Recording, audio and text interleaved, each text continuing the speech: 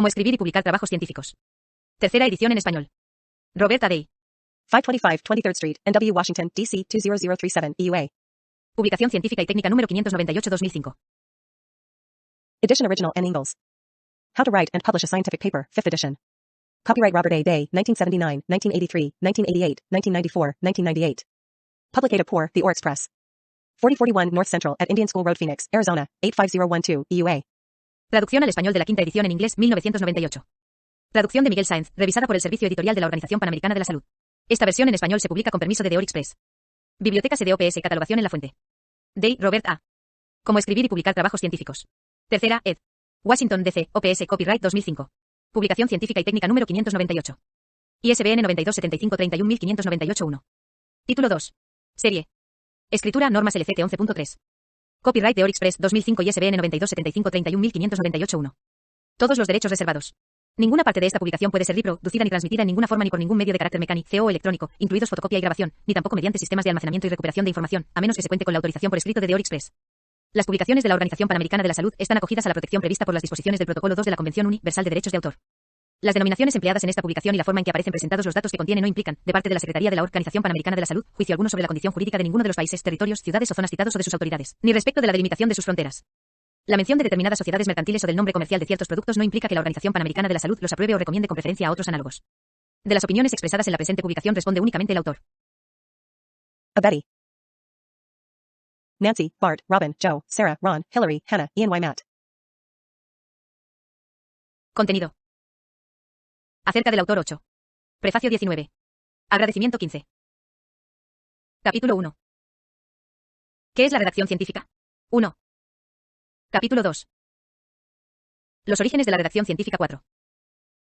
Capítulo 3. ¿Qué es un artículo científico? 8. Capítulo 4. Cómo preparar el título 15. Capítulo 5. Cómo enumerar los autores y sus direcciones 21. Capítulo 6. Cómo preparar el resumen 28. Capítulo 7. Cómo escribir la introducción 32. Capítulo 8. Cómo escribir la sección de materiales y métodos 35. Capítulo 9. Cómo escribir la sección de resultados 40. Capítulo 10. Cómo escribir la discusión 43. Capítulo 11. Cómo escribir la sección de agradecimiento 47.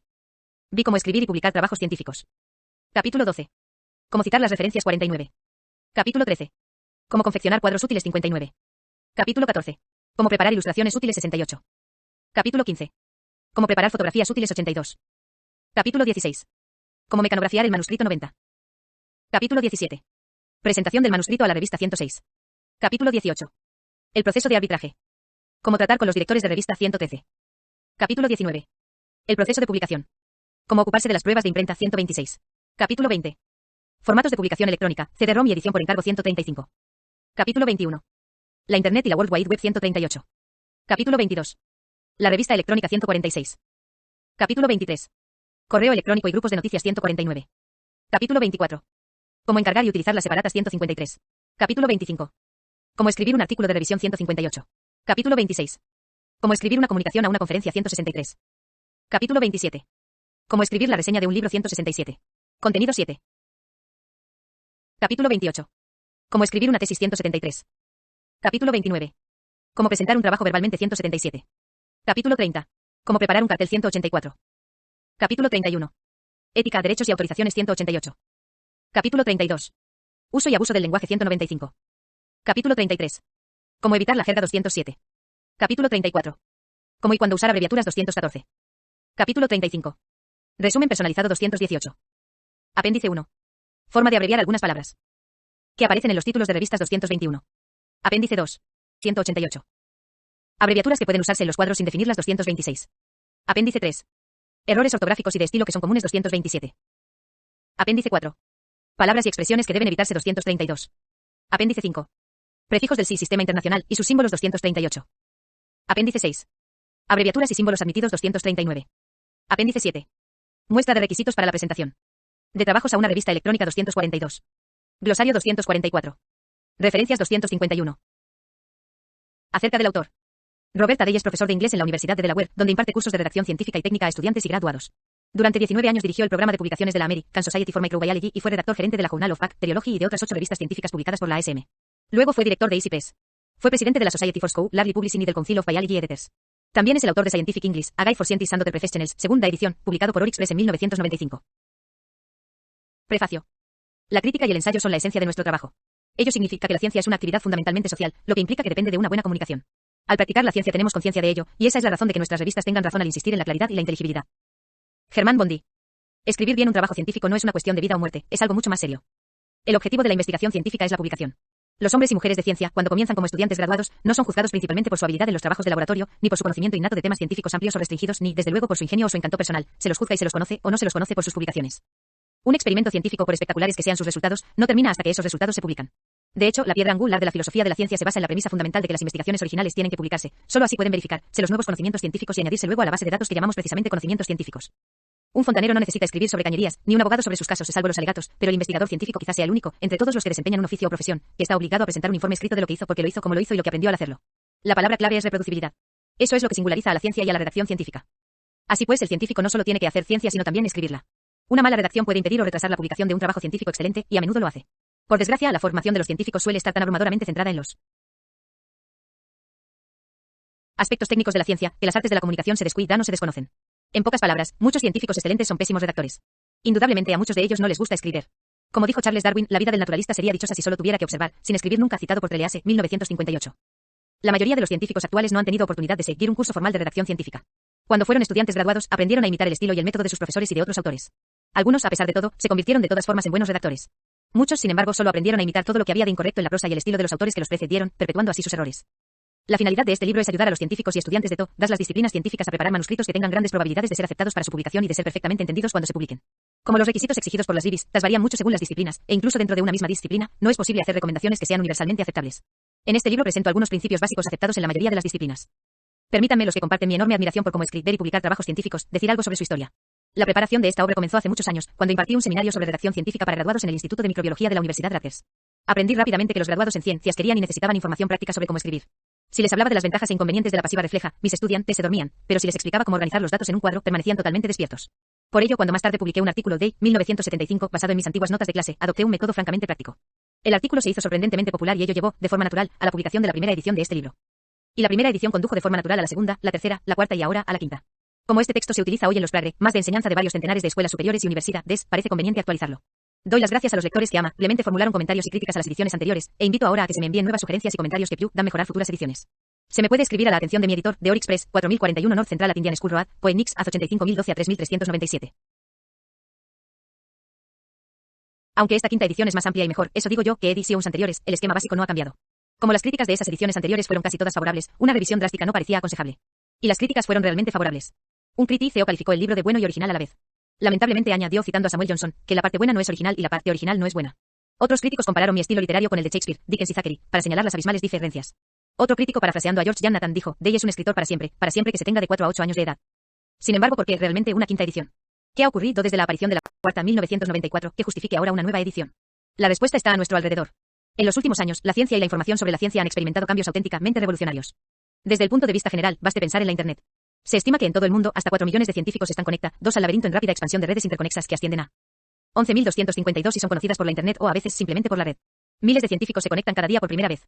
Ese entramado de conductos electrónicos puede enlazar al investigador solitario sentado ante una pantalla de computadora con cosas como experimentos distantes y supercomputadoras, con colegas de continentes lejanos, en una colaboración hasta ahora imposible, con el correo electrónico, con montañas de datos que de otro modo serían demasiado costosos de obtener, con amplias reuniones y sesiones de trabajo electrónicas, con tablones de anuncios que pueden suscitar cientos de respuestas y con revistas electrónicas que difunden resultados a todo lo ancho y lo largo. William J. Broad, The New York Times, 18 de mayo de 1993. Desde el punto de vista de aspectos concretos, piensen en las novedades. Las revistas electrónicas existen ya. The Online Journal of Current Clinical Trials, que inició su publicación en 1992, es al parecer un éxito. Así pues, las revistas tradicionales no son ya el único destino de los estudios científicos. Hay que tener en cuenta también los numerosos programas de computadora que han aparecido en el mercado en los últimos años. Ahora tenemos programas que corrigen la gramática y la ortografía. Las computadoras se han hecho cargo casi exclusivamente de la preparación de gráficas y de algunos tipos de ilustraciones. Empleando programas de autoedición, hoy en día pueden producirse con computadora hasta carteles enteros con presentaciones de reuniones científicas. Por suerte, los principios de la comunicación científica no han cambiado mucho, a pesar de los cambios tecnológicos que siguen produciéndose a una velocidad vertiginosa. En el presente libro se seguirán subrayando especialmente los principios de la redacción de trabajos científicos, pero al hacerlo, se indicarán también los cambios que se han producido en los procedimientos. No pretendo desacreditar a la competencia, pero debo decir que mi libro tiene, evidentemente, un carácter práctico, mientras que la mayoría de los otros manuales sobre el tema de la redacción científica están escritos en términos más generales y dan especial importancia al lenguaje científico. Esta obra ha sido escrita desde la perspectiva de mis muchos años de experiencia como redactor gerente, editor y profesor. Por ello, su contenido se pretende que sea específico y práctico. Al escribirla, he tenido 4 objetivos presentes. En primer lugar, retrasé su redacción y publicación hasta que estuve bastante seguro de no infringir la máxima de los redactores gerentes: no inicies proyectos grandes con ideas pequeñas. En segundo lugar, quería presentar alguna información sobre los artículos científicos en sí y la forma en que se cuecen. Sí, esto es un recetario de cocina. En tercer lugar, aunque este manual no sustituye en modo alguno a un curso de gramática, hago con frecuencia observaciones sobre los usos y abusos del idioma, las cuales aparecen dispersas en varios capítulos, con un breve resumen del tema en un capítulo ulterior. Los lectores que deseen disponer de una obra completa sobre el tema y no solo de un resumen, deberán leer mi Scientific English, A Guide for Scientists and Other Professionals, Orix Press, 1992. Finalmente, dado que los textos como este suelen ser aburridos a más no poder, tanto para el lector como para el autor, he tratado también de hacer reír al lector. En la redacción científica abundan los espléndidos gazapos, a veces llamados perlas, y a lo largo de estos años he amontonado una buena colección de esas aberraciones científicas y gramaticales, que ahora me complazco en difundir. He intentado disfrutar escribiendo este libro y espero que el lector disfrute leyéndolo. He dicho leyéndolo, aunque antes lo he calificado de recetario de CEO Ciña. Si fuera simplemente un recetario, difícilmente resultaría apropiado para leerlo de cabo a rabo. En realidad, he tratado de organizar su contenido, de forma que se lea lógicamente del principio al fin, dando al mismo tiempo las recetas necesarias para cocinar el artículo científico. Confío en que los usuarios consideren al menos la posibilidad de leerlo simplemente. De esa forma, el lector, especialmente el estudiante graduado y el escritor novato, podrá hacerse una idea de cómo sabe un artículo científico. Asimismo, puede utilizarse básicamente como obra de consulta siempre que la necesidad se presente. En los 2 primeros capítulos intento describir en qué se diferencia la redacción científica de otras formas de escritura y la influencia que ha tenido en ello la historia. En el tercer capítulo trato de definir el artículo científico. Para escribir un trabajo de esta clase, su autor tiene que saber exactamente qué hacer y por qué. Ello no solo facilita su tarea, sino que es precisamente ese conocimiento el que debe tener un científico, y tenerlo siempre presente, para evitar los escollos que han hecho naufragar las reputaciones de muchos autores científicos. Incurrir en la publicación duplicada o utilizar el trabajo de otros sin atribuírselo debidamente son la clase de infracciones de la ética científica que se consideran imperdonables por los colegas. Por ello, definir exactamente lo que debe y no debe contener un artículo científico es de importancia fundamental. En los 9 capítulos siguientes se analiza cada uno de los elementos del artículo científico. Un artículo científico es la suma de sus componentes. Afortunadamente, tanto para los estudiantes como para los científicos en activo, hay ciertas reglas comúnmente aceptadas en cuanto a la redacción del título, el resumen, la introducción y las restantes partes principales del artículo. Esas reglas, una vez dominadas, servirán al científico durante toda su carrera de investigador. En capítulos posteriores se presenta información conexa. Una parte es de tipo técnico, por ejemplo, cómo preparar el material ilustrativo, y otra se refiere a las etapas posteriores a la redacción, los procesos de presentación, arbitraje y publicación. Luego, brevemente, las reglas relativas a los artículos científicos primarios se adaptan a casos diferentes, como son la redacción de artículos de revisión, comunicaciones a conferencias, reseñas de libros y tesis. Los capítulos 29 y 30 contienen información sobre las presentaciones verbales y mediante carteles. Los capítulos 20 a 23, que tratan de los nuevos formatos de publicación electrónica, la Internet, las revistas electrónicas y el correo electrónico, son nuevos en esta edición. Finalmente, en los 4 capítulos últimos se presentan algunas de las reglas del lenguaje aplicado a la redacción científica, suelto un sermón contra la jerga, hago un examen de las abreviaturas y largo otro sermón contra el pecado. Al final hay 7 apéndices, un glosario y una lista de referencias. He utilizado 2 formas de citar. Cuando cito algo de interés solo pasajero. Por ejemplo, el título defectuoso de algún artículo publicado, la cita aparece resumida y entre paréntesis dentro del propio texto. Los artículos y libros que contienen información sustancial sobre el tema examinado se citan mediante un número en el texto, y la cita completa aparece en la lista de referencias al final del libro. Quizá quieran los estudiosos consultar algunas de esas referencias para obtener información adicional o conexa. Yo no lo sé todo. Lo creía así cuando era un poco más joven. Quizá la evolución de mi carácter se remonte a la época en que el Dr. Smith presentó a una de mis revistas un original sorprendentemente bien escrito y bien preparado, cuando sus anteriores originales habían sido revoltijos mal escritos y pésimamente estructurados. Después de examinar aquel nuevo original, le escribí: Dr. Smith, nos complace aceptar su trabajo magníficamente escrito para su publicación en la revista. Sin embargo, no pude evitar añadir: dígame, ¿quién se lo ha redactado? El Dr. Smith respondió: me alegra mucho que haya considerado aceptable mi trabajo, pero dígame, ¿quién se lo ha leído? Así pues, con la humildad debida, trataré de decir algunas cosas que pueden ser de utilidad al escribir artículos científicos. En el prefacio de la primera edición decía: consideraré este libro como un éxito si proporciona al lector la información necesaria para escribir buenos artículos científicos y me hace rico y famoso. Aunque no he conseguido aún la fama ni la fortuna, sigo confiando en que esta obra sea un éxito para ti, lector. Finalmente confío en que los lectores de ediciones anteriores del presente libro noten las mejoras introducidas en la presente edición. De una cosa estoy seguro, no soy tan tonto como solía ser, he estado a dieta. Agradecimiento. En la mayoría de los hombres la gratitud es simplemente una esperanza secreta de obtener mayores favores. Duque de la Rochefoucauld. Lo mismo que un recetario de cocina, un libro sobre cómo hacer algo contiene muchas recetas que su autor ha reunido a lo largo de los años. Algunas de estas pueden ser originales, otras serán variantes de recetas originales de otros. Sin embargo, muchas de las que figuran en una colección así se habrán tomado prestadas de otras fuentes sin modificación alguna. En la presente obra, creo haberme esforzado razonablemente por citar las fuentes de los materiales tomados de otras publicaciones. Pero ¿qué ocurrirá con las muchas ideas y procedimientos que he recogido de conversaciones con colegas? Con el paso del tiempo, no recuerdo ya quién tuvo una idea determinada. Y al pasar más tiempo aún, me parece que todas las ideas realmente buenas las tuve yo, tesis que comprendo no es sostenible. Estoy en deuda con los amigos y colegas que trabajaron conmigo en la junta de publicaciones de la American Society for Microbiology en los 19 años que estuve con esta. Mi agradecimiento también a la Society for Scholarly Publishing y al Council of Biology Editors, las dos organizaciones de las que he aprendido más sobre la redacción y publicación de trabajos científicos. No hay duda. He tenido una suerte increíble con este libro.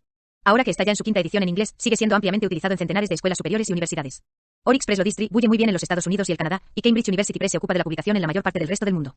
Además de la edición original en inglés, el libro existe en español, publicado por la Organización Panamericana de la Salud, y en japonés, publicado por Maruzen. ¿Por qué he tenido tanta suerte? Creo que es porque elegí a personas de gran talento para que leyeran y criticaran las diversas ediciones del libro. Cuando veo los nombres de las personas que leyeron uno o más de mis manuscritos de las ediciones anteriores, todavía admira su reputación. Y otra vez me doy cuenta, de forma casi dolorosa, de cuánta sabiduría de esas personas ha pasado a mi libro. Una vez más, gracias a todas. Estos son sus nombres. Robert E. Bjork, Kirsten Fisher, Lindahl, Estella, Bradley, Karen Keatsman. L. Leon Campbell, R. G. Murray, Morna Conway, Evelyn S. Myers. Cheryl A. Cross, Erwin Netter. Lyle C. Dawes Mabe O'Connor. Barton D. Day, Ali C. Peed, Jr. Betty J. Day, Michael Polhusky. Robin A. Day, Gisela Pollak. Barbara Freck, Nancy Zakaruski, Eugene Garfield, Charles Shipman, Junior Barbara Gastel, Alex Schrift. J. L. Haleo, Simon Silver. Carl Human, River Singleton, Jr. Edward J. Huff, David W. Smith. Linda M. Illich, Robert Snyder. Y ahora quiero dar las gracias, mis gracias más sinceras, a los colegas que leyeron en todo o en parte el manuscrito original de esta quinta edición: Robert J. Bank, L. Leon Campbell, Betty J. Day, Robin A. Day, Richard H. Dagen, Ronald J. Herschern, Linda M. Illich, Robin W. Morgan, Nancy Zakaruski, Brian H. Schaffer y David W. Smith. Quiero destacar además a dos personas que contribuyeron sustancialmente a iniciar y organizar una gran parte de la nueva información electrónica que ha pasado a la presente edición: Venice Glenn, consultora muy experta, y John Wagner, el muy experto redactor principal de Orix Press. Estoy en deuda con todas esas personas excepcionales. Capítulo 1. ¿Qué es la redacción científica? Exponga sus hechos tan sencillamente como pueda, incluso audazmente. Nadie espera flores de elocuencia ni ornamentos literarios en un artículo de investigación. R. Ben Perrow. 188. Necesidad de la claridad. La característica fundamental de la redacción científica es la claridad. El éxito de la experimentación científica es el resultado de una mente clara que aborda un problema claramente formulado y llega a unas conclusiones claramente enunciadas. Idealmente, la claridad debería caracterizar todo tipo de comunicaciones. Sin embargo, cuando se dice algo por primera vez, la claridad es esencial. La mayoría de los artículos científicos publicados en nuestras revistas de investigación primaria se aceptan para su publicación precisamente porque aportan realmente conocimientos científicos nuevos. Por ello, debemos exigir una claridad absoluta en la redacción científica. Percepción de las señales. Sin duda, la mayoría de las personas habrá oído esta pregunta: si un árbol cae en un bosque y no hay nadie que lo oiga caer, ¿hace ruido? La respuesta correcta es no. El sonido es algo más que ondas de presión, y en realidad, no puede haber sonido sin un oyente. De igual modo, la comunicación científica es un proceso en dos sentidos. Lo mismo que una señal de cualquier clase resulta inútil mientras no se perciba, un artículo científico publicado, señal, resulta inútil si no es recibido y entendido por el público a que se destina. Por ello podemos reformular el axioma de la ciencia: un experimento científico no está completo hasta que sus resultados sean publicado y entendido. La publicación no será más que ondas de presión si el documento publicado no se comprende. 2. Cómo escribir y publicar trabajos científicos. Hay demasiados artículos científicos que caen en el silencio de los bosques. Comprensión de las señales. La redacción científica es la transmisión de una señal clara al receptor. Las palabras de esa señal deben ser tan claras, sencillas y ordenadas como sea posible. La redacción científica no tiene necesidad de adornos ni cavidad para ellos. Es muy probable que los adornos literarios floridos, las metáforas, los símiles y las expresiones idiomáticas induzcan a confusión, por lo que rara vez deben utilizarse al redactar artículos de investigación. Sencillamente, la ciencia es demasiado importante para ser comunicada de cualquier otra forma que no sea con palabras de significado indudable. Y ese significado indudable y claro debe serlo no solo para los colegas del autor, sino también para los estudiantes que acaban de iniciar su carrera, para los científicos de otras disciplinas y especialmente para los lectores cuya lengua nativa no es la misma del autor. Esto último es particularmente aplicable al idioma inglés. Muchas formas de escritura se destinan al entretenimiento. La redacción científica tiene una finalidad distinta: comunicar nuevos descubrimientos científicos. Por esta razón, debe ser tan clara y sencilla como sea posible. El lenguaje de los artículos científicos. Además de la organización, el segundo ingrediente principal de un artículo científico debe ser un lenguaje apropiado. En este libro subrayo continuamente el uso correcto del lenguaje, pues creo que todos los científicos deben aprender a utilizarlo con precisión. En la actualidad existe un libro de 1995 dedicado enteramente al inglés para científicos. NDLE. Si el conocimiento científico es por lo menos tan importante como cualquier otro, debe comunicarse eficazmente con claridad y con palabras de significado indudable. Por ello, el científico, para tener éxito en sus esfuerzos, debe ser culto. David B. Truman, cuando era decano del Colegio Universitario de Columbia, lo dijo muy bien: en las complejidades de la existencia contemporánea, el especialista que está capacitado pero no edu. Como es lógico, en el original el autor se refiere específicamente al idioma inglés, porque la mayoría de los científicos tienen dificultades en este campo. Tenemos que reconocer que el inglés se ha convertido casi en el lenguaje universal de la ciencia. E. Garfield, The Scientist, 7 de septiembre de 1987, p9. NDLE. Y que está técnicamente calificado pero es culturalmente incompetente, constituye una amenaza. Aunque el resultado final de la investigación científica tiene que ser la publicación, siempre me ha asombrado que haya tantos científicos que descuidan las responsabilidades que esa publicación entraña. Un científico puede invertir meses o años de duro trabajo para obtener datos y luego, despreocupadamente, dejar que una gran parte del valor de esos datos se pierda por falta de interés en el proceso de comunicación. El mismo científico que superará obstáculos formidables para realizar mediciones hasta de 4 cifras decimales, permanecerá impasible mientras su secretaria cambia con despreocupación los microgramos por mililitro en miligramos por mililitro y el tipógrafo los transforma de cuando en cuando en libras por tonel. El lenguaje no tiene por qué ser difícil. En la redacción científica decimos: el mejor lenguaje es el que transmite el sentido con el menor número posible de palabras, aforismo que apareció durante algunos años en las instrucciones a los autores de la Journal of Bacteriology. Los juegos literarios, las metáforas y todo eso hacen que la atención se desvíe de la sustancia al estilo. Deben usarse rara vez, si acaso se usan, en la redacción científica. Capítulo 2. Los orígenes de la redacción científica. Porque lo que la alta ciencia se esmera en suprimir es lo que el arte elevado se afana en provocar: el misterio, letal para aquella y vital para este. John Fowles. Historia antigua. Los seres humanos han sido capaces de comunicarse desde hace milenios. Sin embargo, la comunicación científica, tal como hoy la conocemos, es relativamente nueva. Las primeras revistas científicas se publicaron hace solo 300 años, y la organización del artículo científico llamada INRID, Introducción, Métodos, Resultados y Discusión, se ha creado en los últimos 100 años. Los conocimientos científicos o de otra clase no pudieron transmitirse eficazmente hasta que se dispuso de mecanismos apropiados de comunicación. Los hombres prehistóricos, desde luego, podían comunicarse en forma oral, pero cada generación comenzaba esencialmente en el mismo punto de partida porque sin documentos escritos a los que acudir, los conocimientos se perdían tan rápidamente como se adquirían. Las pinturas rupestres y las inscripciones grabadas en las rocas figuran entre los primeros intentos humanos de dejar registros para generaciones posteriores. En cierto sentido, hoy tenemos la suerte de que nuestros primeros antepasados eligieran esos medios, porque algunos de esos mensajes primitivos han sobrevivido, mientras que los contenidos en materiales menos duraderos hubieran perecido. Tal vez hayan perecido muchos. Por otra parte, las comunicaciones por ese medio eran increíblemente difíciles. Hay que pensar, por ejemplo, en los problemas de reparto que hoy tendría el servicio postal de los Estados Unidos de América si la correspondencia fuera, por término medio, de rocas de 50 kilos. Ya tiene suficientes problemas con las cartas de 20 gramos. El primer libro que conocemos es un relato caldeo del diluvio. La History estaba inscrita en una tablilla de arcilla de alrededor del año 4000 antes de JC, anterior al Génesis en unos 2000 años. Tacman, 1980. Hacía falta un medio de comunicación que pesara poco y fuera portátil.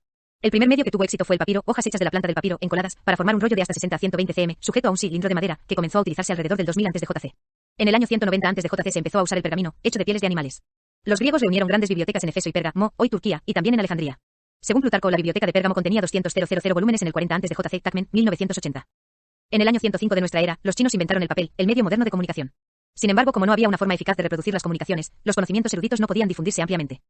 Tal vez el mayor invento de la historia intelectual de la humanidad ha sido la imprenta. Aunque los tipos movibles se inventaron en China alrededor del 1100 Tacmen, 1980, el mundo occidental atribuye ese invento a Gutenberg, que en el año 1455 imprimió su Biblia de 42 renglones en una imprenta de tipos móviles. El invento de Gutenberg se puso en práctica en toda Europa de forma eficaz e inmediata.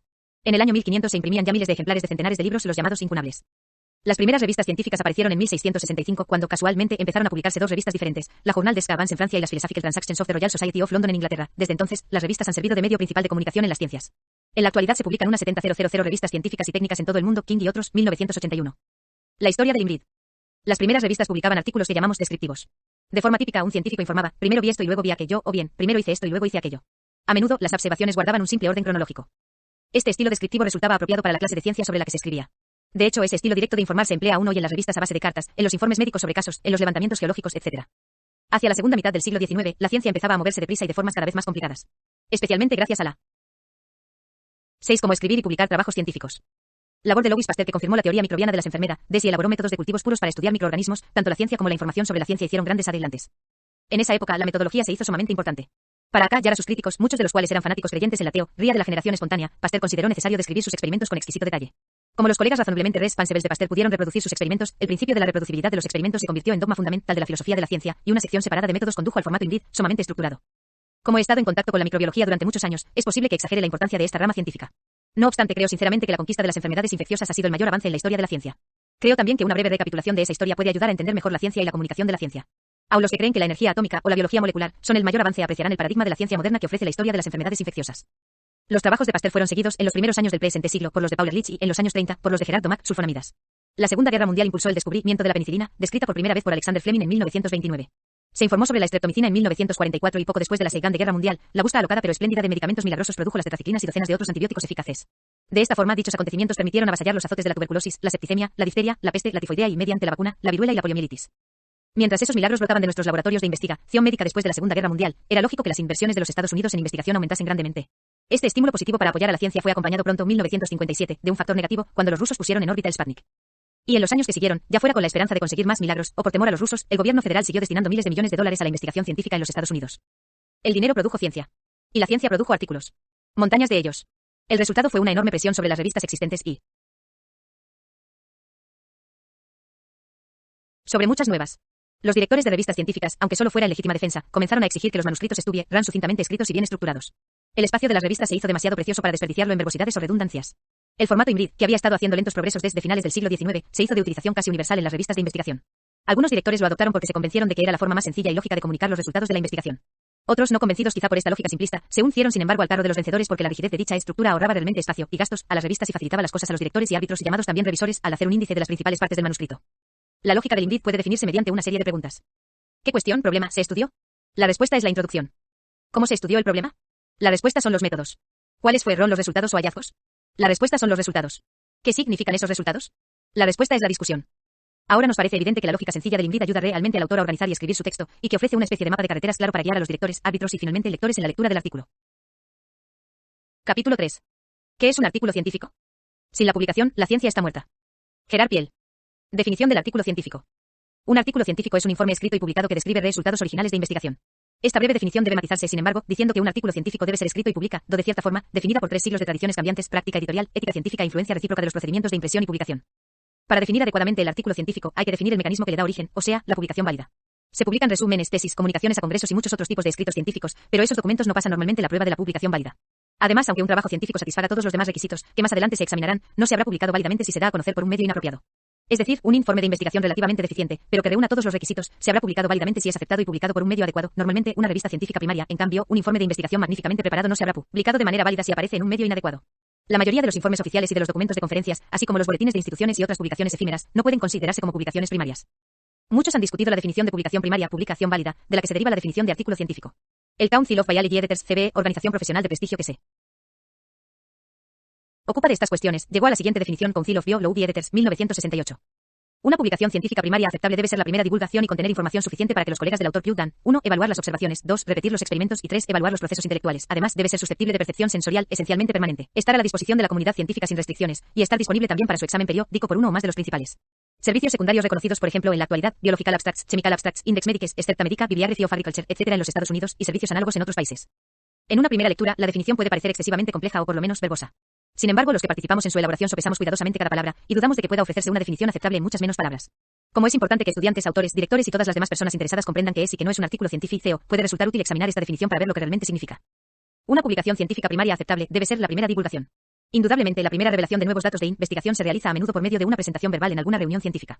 Pero lo importante de la declaración del CBE es que esa divulgación es algo más que una regurgitación del autor. Una PRI, mera divulgación eficaz, solo se logra cuando la divulgación adopta una forma que permite a los colegas del autor, en el presente o en un momento futuro, comprender plenamente y utilizar lo que se divulga. Por ello, debe presentarse información suficiente a fin de que los posibles usuarios de los datos puedan a. Evaluar las observaciones, b. Repetir los experimentos, y c. Evaluar los procesos intelectuales. ¿Justifican los datos las conclusiones del autor? Luego, la divulgación debe ser susceptible de percepción sensorial. Esto puede parecer una frase torpe porque de ordinario significa simplemente la publicación. Sin embargo, la definición prevé la revelación no solo por medio de materiales visuales, revistas impresas, microfilmes, microfichas, sino también, quizá, mediante formas no impresas ni visuales. Por ejemplo, si la publicación en forma de audiocassette satisficiera los demás requisitos contenidos en la definición, se consideraría válida. Y por supuesto, las nuevas revistas electrónicas reúnen las condiciones que definen una publicación válida. O como dijo un bromista: la publicación electrónica puede añadir una nueva demencia a la forma en que la gente consigue y lee bibliografía. ¿Qué ocurre con las obras que se ponen en un sitio web? Algunos editores estiman que se trata de una auténtica publicación, y que debe impedir su publicación ulterior en una revista. La American Society for Microbiology expone así su criterio: Instructions to Authors, Journal of Bacteriology, enero de 1998. Un trabajo científico o su contenido publicado en el informe de una conferencia, las actas de un simposio o un boletín técnico, y puesto en una computadora central a la que se puede acceder por la internet, o disponible mediante cualquier otra fuente recuperable, incluidos CD-ROM y otros soportes electrónicos. No es aceptable para su presentación a una revista de la ASM, por haber sido previamente publicado. Un manuscrito cuyo contenido se ha incluido en una tesis o tesina situada en una computadora central a la que puede accederse por la internet, no es aceptable para su presentación a una revista de la ASM, por haber sido previamente publicado. Con independencia de la forma que adopte la publicación, esa forma debe ser esencialmente permanente, estar a la disposición de la comunidad científica sin restricciones y ser asequible a los servicios de recuperación y diseminación de información, Biological Abstracts, Chemical Abstracts, Index Medicis, etc. Por ello, publicaciones como los boletines de noticias, los órganos informativos de sociedades y las revistas de circulación limitada, muchas de las cuales son útiles por las noticias que contienen o por otras características, no pueden servir como depósitos de los conocimientos científicos. Para reformular la definición del CBE en términos más simples, aunque no más exactos, una publicación primaria es a. La primera publicación de los resultados de una investigación original, b. En una forma tal que los colegas del autor puedan repetir los experimentos y verificar las conclusiones, y c. En una revista u otra fuente documental fácilmente asequible dentro de la comunidad científica. Sin embargo, para comprender esta definición hay que añadir una importante advertencia. Se admite que la parte de la definición que se refiere a los colegas del autor alude al arbitraje antes de la publicación. Así pues, por definición, los artículos científicos aparecen en publicaciones que utilizan el arbitraje. He insistido en dejar muy clara esta definición por dos razones.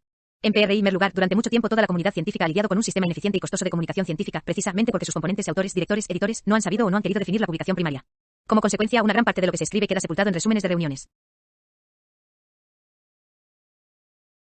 Oscuras comunicaciones a conferencias, documentos oficiales y libros o revistas de circulación muy limitada. Otros trabajos en la misma forma o en forma ligeramente alterada se publican más de una vez. A veces, ello se debe a la falta de definición de qué informes de conferencias, libros o recopilaciones son, o debieran ser publicaciones primarias y cuáles no. La consecuencia es que se producen redundancias y confusiones. En segundo lugar, un artículo científico es, por definición, un tipo especial de documento que contiene ciertas clases determinadas de información, en un orden establecido BIMLID. Si el estudiante graduado o el científico en ciernes e incluso algunos de los científicos que ya han publicado mucho pueden comprender plenamente el sentido de esa definición, la tarea de escribir debe resultarle mucho más fácil. La confusión es consecuencia de una tarea amorfa. La tarea fácil es aquella en que se sabe exactamente qué hay que hacer y en qué orden se ha de proceder. La organización del artículo científico. Un artículo científico es un escrito organizado para satisfacer los requisitos exigidos de la publicación válida. Eso debería ser sumamente estilizado con unas partes componentes destacadas y claramente distintas. En las ciencias básicas, la forma más corriente de designar esas partes componentes es introducción, métodos, resultados y discusión, de ahí la sigla IMRID. En realidad, quizás sea más corriente el epígrafe materiales y métodos que el más sencillo de métodos, pero es este último el que se recogió en la sigla. He enseñado y recomendado el método IMRID durante muchos años. Hasta hace poco, sin embargo, había varios sistemas de organización algo diferentes, que algunas revistas y algunos directores preferían. La tendencia hacia la uniformidad ha aumentado desde que el American National Standards Institute estableció como norma el sistema IMRID, por primera vez en 1972 y nuevamente en 1979, American National Standards Institute, 1979. SEL y otras revistas han introducido recientemente una variación en el IMRID. En ella, los métodos figuran en último lugar y no en el segundo. Tal vez debería llamarse a este sistema IRDIM. El orden básico IMRID es tan eminentemente lógico que cada vez más se está utilizando para muchas otras clases de textos de carácter expositivo. Tanto si se escribe un artículo sobre química, arqueología, economía o la delincuencia callejera, la fórmula IMRID suele ser la mejor elección posible. Esto se aplica en general a los informes de estudios de laboratorio. Naturalmente hay excepciones. Por ejemplo, los informes sobre estudios de campo de las ciencias de la Tierra y los informes de casos clínicos no se prestan fácilmente a esta clase de estructuración. Sin embargo, incluso en esos trabajos descriptivos, a menudo resulta apropiada esa misma progresión lógica del problema a la solución. En ocasiones, la organización, incluso de trabajos de laboratorio, debe ser diferente. Si se utilizaron varios métodos para obtener resultados directamente relacionados entre sí, podría ser conveniente combinar los materiales y métodos y los resultados en una sección experimental integrada. Raras veces los resultados podrían ser tan complejos o presentar tales contrastes que su discusión inmediata parezca necesaria, y en ese caso podría ser más conveniente una sección combinada de resultados y discusión. Además, muchas revistas primarias publican notas o comunicaciones breves en las que se abrevia la estructura IMRID. En los campos descriptivos de la ciencia se utilizan diversos tipos de organización. Para determinar cómo organizar esos artículos y los epígrafes generales que se utilizarán, habrá que acudir a las instrucciones a los autores de la revista de que se trate. Si aún no se elige una revista, o si esta publica tipos de artículos muy diferentes, se puede obtener información general de los libros de consulta apropiados. Por ejemplo, Hath 1990 describe detenidamente los principales tipos de escritos médicos y Michaels en 1990 los múltiples tipos de artículos e informes de ingeniería. En pocas palabras, considero que la preparación de un artículo científico tiene menos que ver con el talento literario que con la organización. Un artículo científico no es una obra literaria. Quien prepara un artículo científico no es realmente un autor en el sentido literario. Algunos de mis colegas de ideas anticuadas creen que los artículos científicos deberían ser literatura, que el estilo y la elegancia del autor deben mostrarse claramente, y que las variaciones de estilo fomentan el interés del lector. No estoy de acuerdo. Creo que los científicos deben interesarse sin duda por leer literatura e incluso, quizá, por escribirla, pero que la comunicación de los resultados de una investigación es un procedimiento más prosaico. Como dijo Booth en 1981, la grandilocuencia no tiene cabida en la redacción científica. Hoy en día, el científico medio para mantener sus conocimientos actualizados en una materia, tiene que examinar los datos contenidos en un número muy elevado de artículos. Por consiguiente, los científicos y naturalmente los directores deben exigir un sistema de comunicación de datos que sea uniforme, conciso y fácilmente comprensible. Otras definiciones. Si artículo científico es la expresión que designa un informe original de investigación, ¿cómo puede distinguirse de los informes de investigación que no son originales, o que no son científicos o que por alguna razón no pueden considerarse como artículos científicos? Corrientemente se usan varios términos específicos: artículos de revisión, comunicaciones a conferencias y resúmenes de reuniones. Un artículo de revisión puede ocuparse de casi cualquier cosa. En su forma más típica, revisa los trabajos recientes en un campo determinado o los trabajos de un autor o de un grupo. Así, el artículo de revisión tiene por objeto resumir, analizar, evaluar o sintetizar información ya publicada, informes de investigación en revistas primarias. Aunque una gran parte o la totalidad del contenido de un artículo de revisión hayan sido anteriormente publicados, el riesgo de la publicación múltiple no se presenta normalmente porque la naturaleza de revisión del trabajo suele ser evidente a menudo por el título de la publicación, como Microbiology and Molecular Biology Reviews, Annual Review of Biochemistry, etc. No hay que suponer, sin embargo, que dichas revisiones no contienen nada nuevo. De los mejores artículos de revisión surgen nuevas síntesis, nuevas ideas y teorías, e incluso nuevos paradigmas. Una comunicación a una conferencia es un trabajo publicado en un libro o revista como parte de las actas de un simposio, un congreso nacional o internacional, un taller, una mesa redonda o algo análogo. Esas conferencias no están destinadas normalmente a la presentación de datos originales, y las actas resultantes en forma de libro o de revista no son una publicación PRI María. Las presentaciones hechas en conferencias son a menudo artículos de revisión acerca del trabajo reciente de determinados científicos o de laboratorios determinados. Una parte de los materiales comunicados en las conferencias, especialmente las interesantes, adopta la forma de informes preliminares en los que se exponen datos nuevos y originales, a menudo acompañados de interesantes especulaciones. Sin embargo, por lo común esos informes preliminares no pueden considerarse artículos científicos ni pretenden serlo. Más tarde, con frecuencia mucho más tarde, esos trabajos se publicarán válidamente en alguna revista primaria. Para entonces, todos los cabos sueltos habrán sido atados, se habrán registrado todos los detalles esenciales de los experimentos de forma que cualquier investigador competente pueda repetirlos y las anteriores especulaciones habrán madurado, convirtiéndose en conclusiones. Por consiguiente, la extensa bibliografía de conferencias que se imprime no es normalmente primaria. Si en esas aportaciones se presentan datos originales, esos datos pueden y deben publicarse o publicarse de nuevo en alguna revista de archivo primaria. De otro modo, es posible que la información se pierda realmente. Si la publicación en una revista primaria sigue a la publicación en una comunicación a un congreso, puede haber problemas de derechos de autor y de autorización, véase el capítulo 31, pero normalmente no se presenta el problema más fundamental de la publicación múltiple, publicación duplicada de datos originales, ni tendría por qué hacerlo. Los resúmenes de reuniones, como las actas de conferencias, son de varios tipos. Conceptualmente, sin embargo, son análogos a las comunicaciones a conferencias, en el sentido de que pueden contener información original y a menudo lo hacen. No son publicaciones primarias, ni la publicación de un resumen debe considerarse como obstáculo para la publicación ulterior del informe completo. Anteriormente había poca confusión con respecto a los resúmenes típicos de un párrafo de extensión, que se publicaban junto con el programa de alguna reunión nacional o congreso internacional. Normalmente se entendía que los trabajos presentados en esas reuniones se presentarían luego para su publicación a revistas primarias. Más recientemente, sin embargo, ha habido una tendencia notable a presentar resúmenes extensos, o sinopsis. Como publicar íntegramente todos los trabajos presentados en una reunión importante, tal como un gran congreso internacional, resulta muy costoso, y como una publicación así no sustituye a la publicación válida que ofrece una revista primaria, la tendencia en favor de los resúmenes ampliados es muy lógica. El resumen ampliado puede suministrar prácticamente tanta información como el artículo íntegro, lo único que faltan son los detalles sobre los experimentos. Sin embargo, precisamente porque le faltan esos detalles experimentales, no puede considerarse como artículo científico. Quienes participamos en la publicación de esos materiales comprendemos la importancia de definir cuidadosamente los diferentes tipos de escritos. Cada vez más, los editores, organizadores de conferencias y científicos empiezan a estar de acuerdo sobre esas definiciones básicas, y su aceptación general aclarará mucho las funciones de la comunicación, tanto primaria como secundaria, de información científica. Capítulo 4. ¿Cómo preparar el título? Las primeras impresiones son impresiones fuertes, por ello, el título debería ser bien estudiado y dar, en la medida en que lo permitan sus límites, una indicación clara y concisa de lo que vendrá luego. T. Clifford Dashwood. Importancia del título.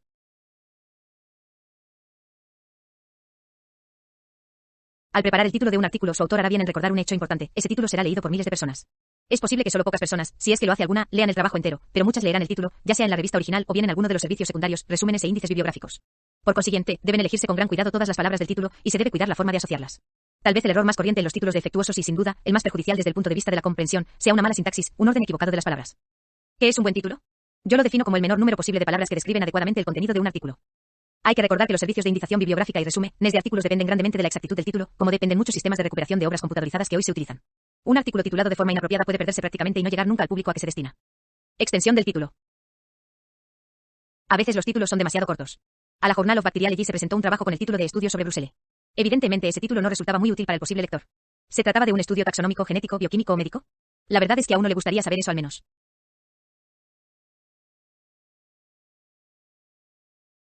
Mucho más a menudo, los títulos son demasiado largos. Irónicamente, estos son con frecuencia menos significativos que los cortos. Hace una generación o cosa así, cuando la ciencia estaba menos especializada, los títulos solían ser largos e inespecíficos como sobre una adición al método de investigación microscópica mediante una forma nueva de producir contrastes de color entre un objeto y su entorno o entre partes concretas del objeto mismo. J. Reinberg, J. R. Microc. SOC 1896-373. Sin duda alguna, parece un mal título, quizá fuera un buen resumen. Sin lugar a dudas, la mayoría de los títulos claramente largos contienen palabras superfluas. A menudo estas aparecen al comienzo mismo del título, por ejemplo, estudios sobre investigaciones sobre y observa si aún se acerca de. Aunque no siempre los artículos determinados o indeterminados pueden ser también palabras superfluas. Y desde luego no se utilizarán al preparar los índices. Necesidad de títulos específicos. Analicemos un título como muestra, acción de los antibióticos sobre las bacterias. ¿Es un buen título? Desde el punto de vista de la forma lo es corto y no lleva exceso de equipaje, palabras inútiles. Indudablemente no mejoraría cambiándolo por observaciones preliminares sobre el efecto de algunos antibióticos en diversas especies de bacterias. Sin embargo, y esto me lleva al punto siguiente, la mayoría de los títulos que son demasiado cortos lo son porque contienen términos generales en lugar de términos específicos. Podemos suponer sin riesgo que el estudio precedido por el título mencionado no examinó el efecto de todos los antibióticos en todas las clases de bacterias. Por consiguiente, ese título esencialmente carece de sentido. Si solo se estudiaron uno o varios antibióticos, deben enumerarse en el título.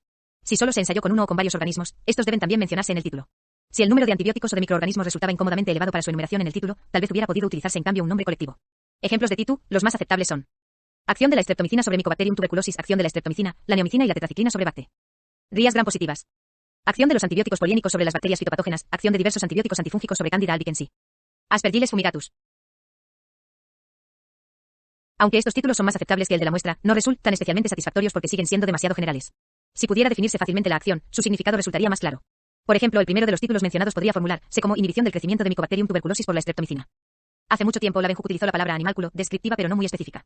En los años 30, Howard Rice Strict publicó una importante serie de artículos con el título de Estudios sobre las bacterias. Un documento análogo tendría hoy un título mucho más específico. Si el estudio se refiriese a un microorganismo, el título expresaría el género, la especie y posiblemente hasta el número de la cepa. Si se refiriese a una enzima de un microorganismo, el título no sería algo así como las enzimas en las bacterias, sino como la dihidrofolato reductasa en Bacillus subtilis. Importancia de la sintaxis. En los títulos hay que tener especial cuidado con la sintaxis. La mayoría de los errores gramaticales de los títulos se deben al orden defectuoso de las palabras. A la Journal of Bacteriology se presentó un trabajo con el título Mecanismo de supresión de la neumonía no transmisible en la rata inducida por el virus de la enfermedad de Newcastle. A menos que este autor haya conseguido demostrar la generación espontánea, tiene que haber sido la neumonía lo inducido y no la rata.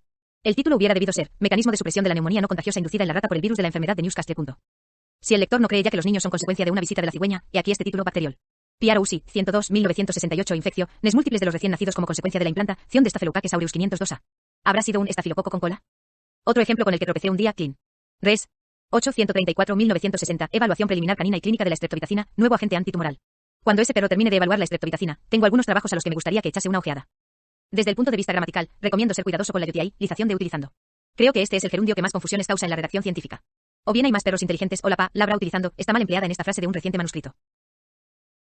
Utilizando un broncoscopio fibróptico, los perros se inmunizaron con eritrocitos de carnero. Los perros no son los únicos animales inteligentes. A la Journal of Bacteriology se presentó un trabajo titulado Aislamiento de antígenos de mono utilizando técnicas de fijación del complemento. Y hasta las bacterias son inteligentes. A la Journal of Clinical Microbiology, Lowy llevó otro manuscrito con el título Caracterización de las bacterias que producen mastitis mediante la cromatografía de gas líquido. ¿No es maravilloso que haya bacterias capaces de utilizar la cromatografía? El título como etiqueta. El título de un artículo es una etiqueta, no una oración gramatical. Como no es una oración con el sujeto, verbo y complemento habituales, resulta realmente más sencillo, o por lo menos, normalmente más corto, pero el orden de las palabras se hace tanto más importante. En realidad, algunas revistas permiten que el título sea una oración completa. He aquí un ejemplo. El ACT3 es un factor materno necesario para la primera división embriónica del ratón, CEL 64, 1103, 1991. Supongo que es materia opinable, pero yo me opondría a un título así por dos razones. En primer lugar, la forma verbal, ese es una palabra superflua, pues podría suprimirse sustituyéndola por una coma, sin afectar a la comprensión. En segundo lugar, la inclusión de ese da por resultado un título que suena a afirmación tajante. Tiene una aureola dogmática, ya que no estamos acostumbrados a que los autores indiquen sus conclusiones en tiempo presente, por razones que se explican ampliamente en el capítulo 32. Krasner 1990 dio el nombre de título afirmativo Assertive Sentence Title, AST, a esa clase de títulos y una serie de razones para no utilizarlos. En particular, dice, resultan inadecuados e imprudentes porque en algunos casos expresan con audacia una conclusión que luego se recoge con menos seguridad en el resumen o en otra parte y porque trivializan un informe científico al reducirlo a una observación lacónica. El significado y el orden de las palabras del título son importantes para el posible lector que ve el título en el índice de la revista. Pero estas consideraciones son igualmente importantes para todos los posibles usuarios de la bibliografía, incluidos aquellos, probablemente, la mayoría, que tienen conocimiento del artículo a través de fuentes secundarias. Por ello, el título debe ser útil como etiqueta que acompaña al trabajo mismo y adoptar también una forma apropiada para los sistemas de indización mecanizada que utilizan Chemical Abstracts, Index Medicis y otros servicios semejantes. La mayoría de los servicios de indización y resúmenes siguen sistemas de palabras clave, también llamadas descriptores, que producen entradas quick. Keyword in context, palabra clave en el contexto o quote keyword out of context, palabra clave fuera del contexto. Por consiguiente, es de importancia fundamental que el autor incluya en su artículo las claves apropiadas al etiquetarlo. Es decir, los términos del título deben limitarse a aquellas palabras que subrayen el contenido significativo del trabajo de forma que éste resulte a la vez comprensible y localizable. Como ayuda para los lectores, en la parte superior de cada página se imprimen titulillos o títulos de página. A menudo el título de la revista o del libro aparece en la parte superior de las páginas de la izquierda, y el del artículo o el capítulo en la de las páginas de la derecha, como en este libro. Normalmente se necesita una versión abreviada del título por limitaciones de espacio. Es probable que en las instrucciones a los autores de la revista se indique el número máximo de caracteres. Resulta prudente sugerir un titulillo apropiado en la primera página del original. Abreviaturas y jerga. Los títulos no deben contener casi nunca abreviaturas, fórmulas químicas, nombres patentados en lugar de genéricos, jerga, etc. Al redactar el título, el autor debe preguntarse, ¿cómo buscaría yo esta información en un índice? Si el artículo se refiere a un efecto del ácido clorhídrico, deberá contener el título las palabras ácido clorhídrico o la fórmula HCl, mucho más corta y fácilmente reconocible. Creo que la respuesta es evidente, la mayoría de nosotros buscaríamos en el índice CLO y no HCl. Además, si unos autores utilizaran y lo permitieran los directores de las revistas HCl y otros ácido clorhídrico, el usuario de los servicios bibliográficos quizá localizase solo una parte de los trabajos publicados, sin darse cuenta de que había más abajo otra entrada abreviada. En realidad, los grandes servicios CIU secundarios tienen programas informáticos capaces de agrupar entradas como ácido desoxirribonucleico, ADN y DNA, deoxirribonucleic acid. Sin embargo, para los autores y directores es mucho mejor evitar las abreviaturas en los títulos. Y la misma regla se aplica a los nombres patentados, la jerga y la terminología insólita o anticuada. Títulos en serie. La mayoría de los directores con quienes he hablado son enemigos de la combinación título principal-subtítulo y de los títulos partidos. La combinación título principal-subtítulo títulos en serie era muy corriente hace unos años. Por ejemplo, estudios sobre las bacterias. 4. Pared celular de Staphylococcus aureus. Hoy muchos directores creen que es importante, especialmente para el lector, que cada artículo publicado presente los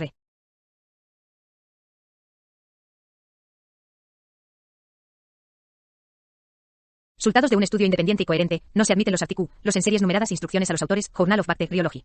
Los trabajos en serie se relacionaban demasiado entre sí, y cada comunicación presentaba unos cuantos fragmentos, por ello, el lector trope se ve con grandes inconvenientes y no podía leer de forma consecutiva la serie entera.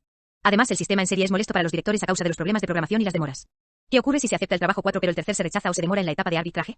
Otras objeciones son que los títulos en serie contienen casi siempre redundancias considerables. La primera parte, la situada antes del número romano, suele ser tan general que resulta inútil, y los resultados de la indización cuando los servicios secundarios obtienen un índice quick son a menudo ininteligibles, porque resulta imposible reconstruir esos títulos dobles. También los títulos de artículos en forma de pregunta se vuelven ininteligibles y, en mi opinión, no debieran utilizarse títulos interrogativos. El título partido, igual que uno en serie, salvo porque el número roma no se sustituye por 2 puntos, resulta bastante mejor, pues evita algunos de los problemas mencionados, pero desde luego no impide los extraños resultados que se producen como consecuencia de la indización quick. Lamentablemente Science, una importante revista científica, es partidaria de esos títulos partidos, posiblemente porque considera necesario que las palabras más importantes del título aparezcan primero. Ejemplo, estructura del canal de potasio, base molecular de la conducción y selectividad de los KI Science 280, 69, 1998. A veces los títulos partidos pueden ser de ayuda para el lector, pero en mi opinión son pedantes, acentúan con frecuencia un término general en lugar de otro más expresivo, requieren puntuación, embrollan los índices y, en general, redundan en títulos peores que un simple título como etiqueta. Sin embargo, la utilización de un título sencillo no disminuye la necesidad de una sintaxis adecuada ni de que cada palabra se utilice adecuadamente. Por ejemplo, un título como Nuevas normas sobre colores en biología parecería indicar la elaboración de especificaciones sobre colores para su utilización al describir los ejemplares de plantas y animales. Sin embargo, si el título fuera Nuevas normas sobre colores para biólogos BIOS, Cience 27, 762, 1977, las nuevas normas podrían ser útiles para estudiar la taxonomía de los biólogos, permitiéndonos distinguir los verdes de los Lourados. Capítulo 5. Cómo enumerar los autores y sus direcciones. Pocos discutirían que los investigadores deben asumir la responsabilidad de los trabajos que lleven su nombre. Todo investigador superior de un laboratorio que incluye su nombre en un trabajo sin haberlo supervisado o haber participado directamente en el abuso indudablemente del sistema de créditos. Ha habido ocasiones en que científicos distinguidos han incluido irresponsablemente su nombre en trabajos que contenían errores graves o fraudes. Justificadamente, algunos han tenido que pagar por ello un alto precio. El efecto del ácido clorhídrico deberá contener el título, las palabras ácido clorhídrico o la fórmula HCl, mucho más corta y fácilmente reconocible. Creo que la respuesta es evidente, la mayoría de nosotros buscaríamos en el índice CLO y no HCl. Además, si unos autores utilizaran y lo permitieran los directores de las revistas Editorial Nature PA con acento G. 831, 26 de junio de 1997. El orden de los nombres. Cuando hay coautores, los problemas de autoría pueden ir de lo trivial a lo catastrófico o Connor, 1991. La parte más fácil de la preparación de un artículo científico es incluir simplemente los nombres de los autores y sus direcciones. Bueno, a veces. Todavía no sé de ningún duelo motivado por un desacuerdo en el orden de enumeración de los autores, pero conozco casos en que colegas por lo demás razonables y racionales se convirtieron en enemigos acérrimos únicamente por no poder ponerse de acuerdo sobre los nombres que había que incluir y su orden. ¿Cuál es el orden correcto? Por desgracia, no hay normas convenidas ni convenciones de aceptación general. Algunas revistas, principalmente británicas, creo, exigen que los nombres de los autores se ordenen alfabéticamente. En el ámbito de las matemáticas, esta práctica parece ser universal. Ese sistema, sencillo y neutro, tiene mucho a su favor, pero todavía no se ha hecho habitual, especialmente en los Estados Unidos. En otro tiempo había una tendencia general a incluir como autor al jefe del laboratorio, hubiera participado o no activamente en la investigación. A menudo el jefe se colocaba el último, el segundo si eran 2 autores, el tercero si eran 3, etc. Como consecuencia, el último puesto pareció adquirir prestigio. De esa forma, 2 autores, de los cuales ninguno era jefe de laboratorio, ni siquiera profesor principal, competían por el segundo puesto. Si había 3 o más autores, el autor importante quería el primer puesto o el último, pero no uno intermedio. Una tendencia compensadora y más moderna ha sido definir al primero de los autores como autor principal y progenitor primario del trabajo comunicado. Incluso cuando el primer autor es un estudiante graduado y el segundo, tercero o cuarto el jefe del laboratorio, tal vez incluso un premio Nobel, hoy se acepta que el primero es el autor principal, y se supone que es el quien ha hecho la mayor parte de la investigación o toda ella. Aún persiste la tendencia de algunos directores de laboratorio a insistir en que su nombre aparezca en todos los trabajos publicados procedentes de su establecimiento. También sigue en uso el método de lista de levanda, RIA, consistente en citar como autor a casi todo el personal del laboratorio, incluidos los técnicos que quizá limpiaron los tubos de ensayo al concluir los experimentos. Además, la tendencia hacia la investigación en colaboración crece continuamente. Por ello, el promedio de autores por artículo está aumentando. Definición de autoría.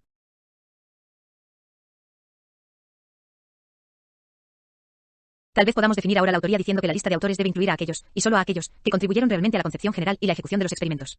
Además, los autores deben enumerarse normalmente por orden de importancia en relación con los experimentos, reconociendo al primero como autor principal, al segundo como principal asociado, y al tercero posiblemente como al segundo, pero, más frecuentemente, con una participación menor en el trabajo comunicado. Los colegas o supervisores no deben pedir ni permitir que sus nombres se incluyan en manuscritos sobre investigaciones en las que no hayan participado estrechamente. El autor de un artículo debe definirse como aquel que asume la responsabilidad intelectual de los resultados de la investigación sobre la que se informa. Sin embargo, esta definición debe matizarse teniendo en cuenta que la ciencia moderna es, en muchos campos, colaboradora y multidisciplinaria. Sería poco realista suponer que todos los autores pueden defender todos los aspectos de un artículo escrito por colaboradores procedentes de diversas disciplinas. Aún así, debe considerarse a cada autor plenamente responsable de la elección de sus colegas. Es cierto que resolver esta cuestión no resulta siempre fácil. A menudo es increíblemente difícil analizar las aportaciones intelectuales a un artículo. Indudablemente, quienes han trabajado intensamente durante meses o años en un problema de investigación pueden tener dificultades para recordar quién tuvo la concepción original de la investigación o de quién fue la idea brillante que resultó esencial para el éxito de los experimentos. ¿Y qué pueden hacer esos colegas cuando todo encaja repentinamente como consecuencia de una pregunta sonsacadora del consabido chico del laboratorio de al lado, que no intervino para nada en la investigación? Cada autor incluido tiene que haber hecho una contribución importante al estudio que se comunica, y la palabra importante se refiere a los aspectos del estudio que se tradujeron en información nueva, que es el concepto que define un artículo científico original. La secuencia de los autores de un artículo publicado debe decidirse unánimemente antes de iniciar la investigación. Puede ser necesario hacer luego algún cambio, según el giro que la investigación tome, pero resulta descabellado dejar la importante cuestión de la autoría para el final del proceso de investigación. A veces he visto 10 o más autores anotados en el encabezamiento de un artículo, que en ocasiones era solo una nota. Por ejemplo, un trabajo publicado por F. Bulos et al. Physical Revletters 13, 486, 1964, tenía 27 autores y solo 12 párrafos. Esos informes proceden con frecuencia de laboratorios tan pequeños que 10 personas no caben en ellos, ni mucho menos pueden hacer una contribución significativa al experimento. ¿A qué se debe la tendencia a enumerar una legión de autores? Puede haber varias razones, pero la principal, sin lugar a dudas, tiene que ver con el síndrome de publicar o perecer. Algunos investigadores halagan o adulan a sus colegas tan eficazmente que se convierten en autores de todos o la mayor parte de los artículos que proceden del laboratorio de estos. La productividad investigadora de aquellos puede ser en realidad escasa, pero al final del año su lista de publicaciones bien puede ser extensa. En algunas instituciones, esas listas abultadas redundan en ascensos. No obstante, la práctica no resulta recomendable. Tal vez algunos administradores se dejen engañar y esos aprovechados obtengan ventajas momentáneas. Pero creo que un verdadero científico no permite que su propio trabajo se diluya añadiendo los nombres de otras personas que han hecho una aportación minúscula, ni quiere que su propio nombre sufra el desdoro que supone la adición de una retahíla de personajes de segunda línea. En pocas palabras, un artículo científico debe incluir como autores únicamente a quienes hayan contribuido sustancialmente en la investigación. El efecto de dilución de la multiautoría perjudica a los investigadores auténticos.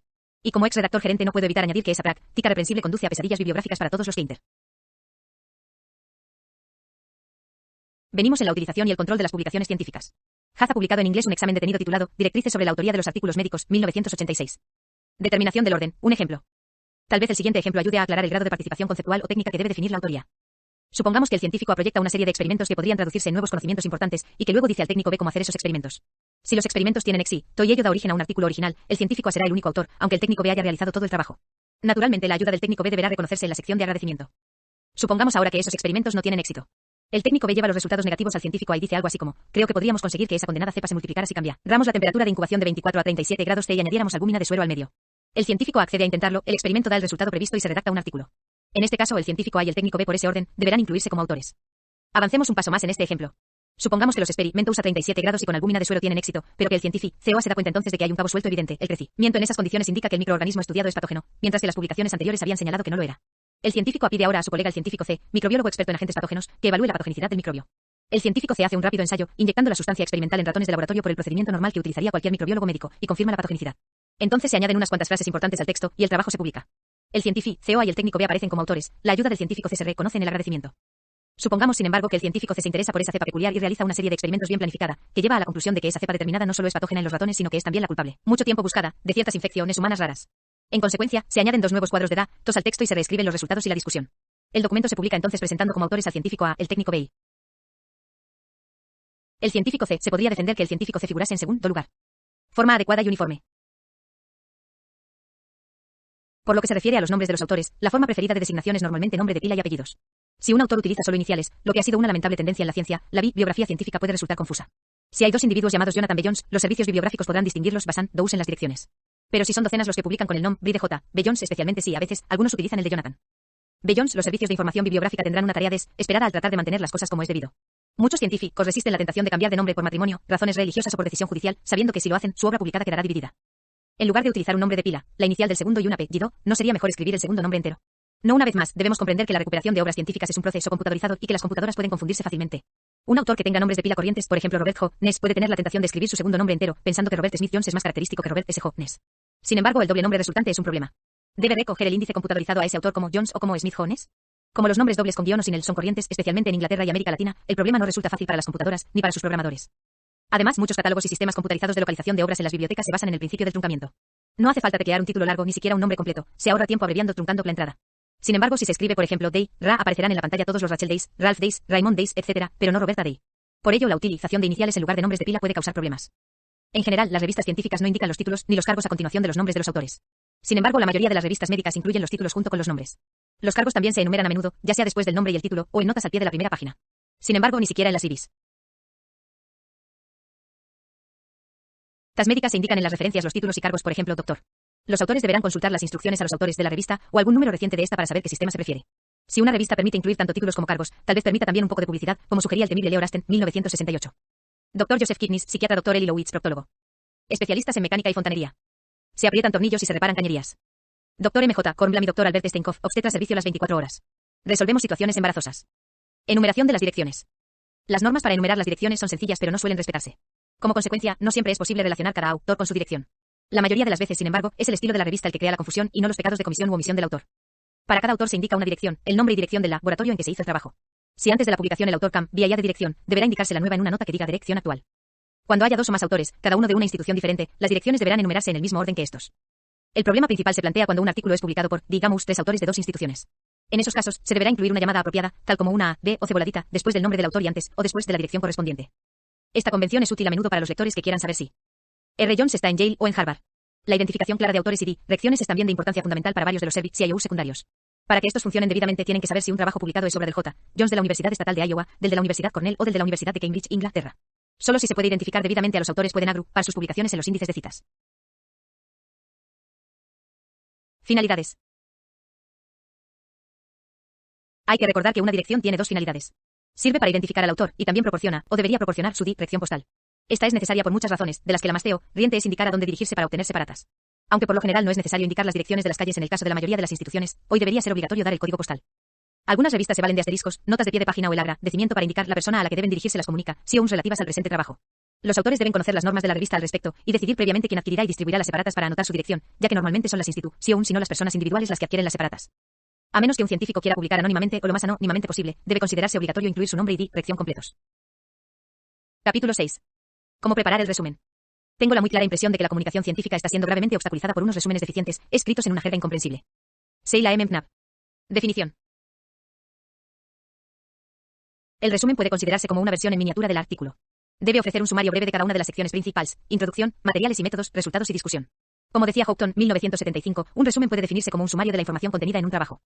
Un resumen bien preparado permite a los lectores identificar rápida y exactamente el contenido de un documento, determinar su pertinencia para sus intereses y decidir así si tienen que leer el trabajo en su totalidad. Ame. Dicken National Standards Institute, 1979b.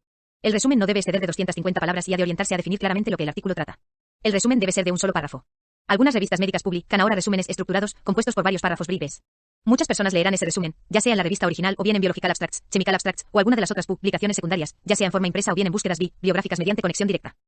El resumen deberá 1 indicar los objetivos principales y el alcance de la investigación, 2 describir los métodos empleados, 3 resumir los resultados, 2 y 4 enunciar las conclusiones principales. La importancia de las conclusiones se muestra en el hecho de que a menudo aparecen 3 veces, una en el resumen, otra en la introducción y de nuevo probablemente con más detalle en la discusión. Sobre todo, el resumen debe escribirse en pretérito, porque se refiere a un trabajo ya realizado. El resumen no debe presentar ninguna información ni conclusión que no figuren en el artículo. Las referencias bibliográficas no deben citarse en el resumen excepto en casos raros, como cuando se describe la modificación de algún método anteriormente publicado. Tipos de resúmenes. Las reglas que anteceden se aplican a los resúmenes utilizados en las revistas primarias y a menudo sin ningún cambio en los servicios secundarios, Chemical Abstracts y otros semejantes. Este tipo de resumen se califica a menudo de informativo y tiene por objeto condensar el artículo. Debe exponer brevemente el problema, el método utilizado para estudiarlo y los principales datos y conclusiones. A menudo el resumen hace innecesario leer todo el trabajo. Sin esos resúmenes, los científicos no podrían mantenerse al día en los campos de investigación activa. Este es el tipo de resumen que se utiliza hoy como encabezamiento en la mayoría de las revistas. Otro tipo corriente de resumen es el indicativo, llamado a veces descriptivo. Este tiene por objeto indicar el tema del artículo, lo cual permite a los posibles lectores decidir si quieren leerlo. Sin embargo, por su carácter descriptivo y no sustantivo rara vez puede sustituir al trabajo completo. Por ello, los resúmenes de los artículos de investigación no deben ser indicativos, en cambio, pueden serlo en otros tipos de publicaciones, artículos de revisión, comunicaciones a conferencias, informes oficiales, etc. Esta clase de resúmenes suelen ser de gran utilidad para los bibliotecarios. M. C. Gir, 1973, examinó muy bien los distintos usos y tipos de resúmenes, y vale la pena repetir sus conclusiones. Al escribir un resumen, hay que recordar que se publicará aisladamente y que deberá ser autónomo. Es decir, no deberá contener referencias bibliográficas, figuras ni cuadros. Su vocabulario deberá ser familiar para el posible lector. Se omitirán las siglas y abreviaturas poco conocidas. Si es posible, se escribirá el artículo antes que el resumen. Salvo si una expresión larga se utiliza varias veces en el resumen, no deberá abreviarse. Será mejor esperar y presentar la abreviatura apropiada la primera vez que se utilice el término en el texto, probablemente en la introducción. Economía de palabras. A veces un científico omite algo importante en un resumen. Sin embargo, la inclusión de detalles innecesarios es con mucho el error más corriente. 30. Cómo escribir y publicar trabajos científicos. Una vez oí hablar de un científico que tenía una teoría sumamente complicada sobre las relaciones entre materia y energía. Escribió un artículo horriblemente complicado.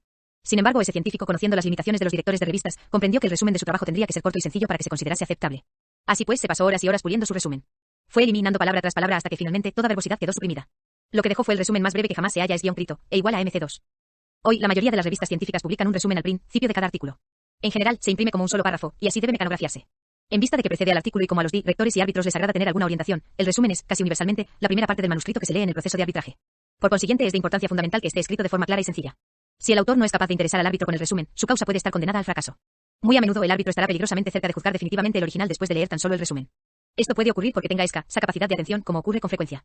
Sin embargo, como por definición un resumen es sencillamente una versión muy breve del trabajo entero, es lógico que el árbitro llegue a una conclusión prematura, y es probable que ésta sea correcta. Normalmente un buen resumen va seguido por un buen artículo, un mal resumen es presagio de peores males. Como la mayoría de las revistas exigen un resumen inicial y como este es también un requisito para participar en muchas reuniones nacionales e internacionales, ya que la participación está determinada a veces por los resúmenes presentados, los científicos deben dominar los fundamentos de la preparación del resumen. Al escribir el resumen, sopese cuidadosamente cada palabra. Si puede exponer lo que hace falta en 100 palabras, no hay por qué utilizar 200. Desde un punto de vista económico, no tiene sentido malgastarlas. El sistema global de comunicación no puede permitirse los abusos verbales. Lo que es más importante, la utilización de palabras claras y expresivas impresionará a los directores y árbitros, por no hablar de los lectores, mientras que el uso de construcciones abstrusas y verbosas provocará, muy probablemente, que se ponga una cruz en la casilla de rechazado del formulario del árbitro. Al dar cursos sobre cómo escribir trabajos científicos, cuento a veces una anécdota para ilustrar los aspectos esenciales de la redacción de buenos resúmenes. Les digo a mis alumnos que solo deben recoger los puntos esenciales de la historia, lo que naturalmente es la clave para hacer buenos resúmenes.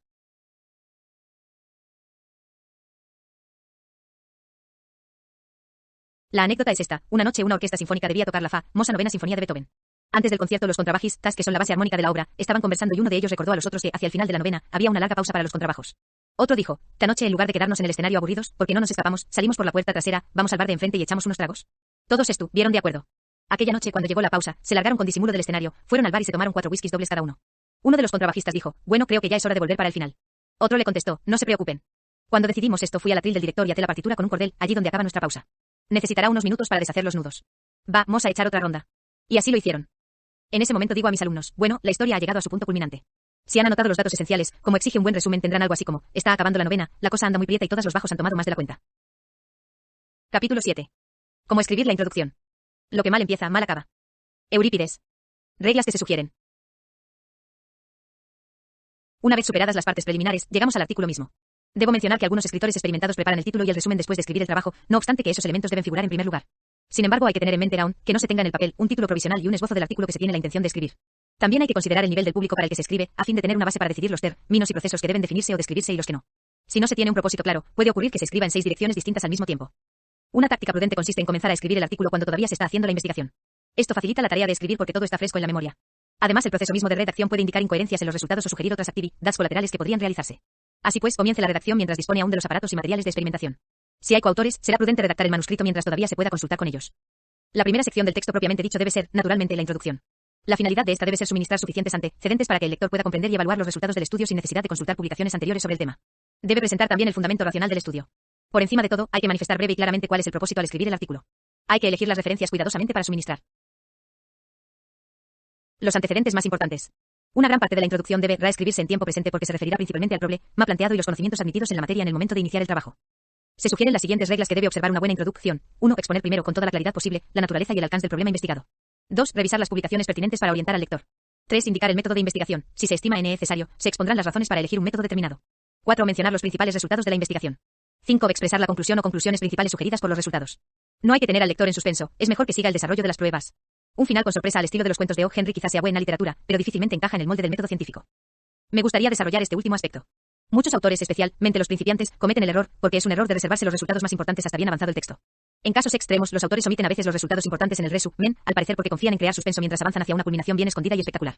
Sin embargo, se trata de una tonta estratagema que entre los científicos bien informados tiene la misma acogida que un andó o una andara en una reunión de gramáticos. Básicamente, el problema de los finales con sorpresa es que los lectores se aburren y abandonan la lectura mucho antes de llegar al ingenioso final. Leer un artículo científico no es como leer una novela policíaca. Queremos saber desde el principio que quien lo hizo fue el mayordomo Radnoff, 1981. Razones de las reglas. Las 3 primeras reglas para una buena introducción necesitan pocas explicaciones, ya que son bastante bien aceptadas por la mayoría de los escritores científicos, incluidos los principiantes. Es importante recordar, sin embargo, que la finalidad de la introducción es introducirte el artículo. Así pues, la primera regla, definir el problema, es la norma cardinal. Y evidentemente, si no se expone el problema de una forma razonable y comprensible, los lectores no se interesarán por la solución. Aunque el lector se moleste en leer el trabajo, lo que es poco probable si el problema no se ha presentado claramente, no se dejará impresionar por la brillantez de la solución. En cierto sentido, un artículo científico es como otros tipos de periodismo. En la introducción hay que poner un anzuelo para captar la atención del lector. ¿Por qué se eligió ese tema y por qué es importante? La segunda y la tercera reglas están relacionadas con la primera. El examen de la bibliografía y la elección del método deben presentarse de forma que el lector comprenda cuál era el problema y cómo se trató de resolverlo. Esas 3 reglas llevan luego naturalmente a la cuarta, la exposición de los resultados y conclusiones principales, que debe coronar la introducción. Este mapa de carreteras que va del problema a la solución es tan importante que a menudo resulta conveniente cierta redundancia en el resumen.